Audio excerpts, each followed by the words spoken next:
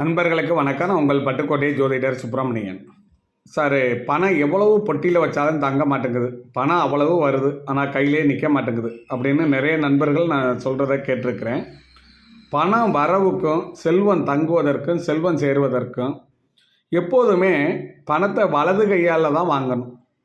பணத்தை எப்போதுமே பணம் மகாலட்சுமியோட அம்சம். அதை அலட்சியப்படுத்தாமல் வலது கையால் வாங்கி கொடுக்குறனாலும் வலது கையால் கொடுக்கணும்.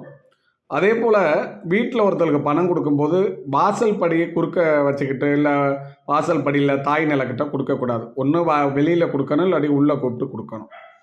அதே போல் பணத்தை எச்சில் தொட்டு எண்ணவே கூடாது. அதே போல் நம்மள சுத்தமாக பொட்டியை தொடச்சிடக்கூடாது. அதாவது வீட்டில் இருக்க பணப்பட்டியில் ஏதாச்சும் கொஞ்சம் பணம் இருக்கணும்.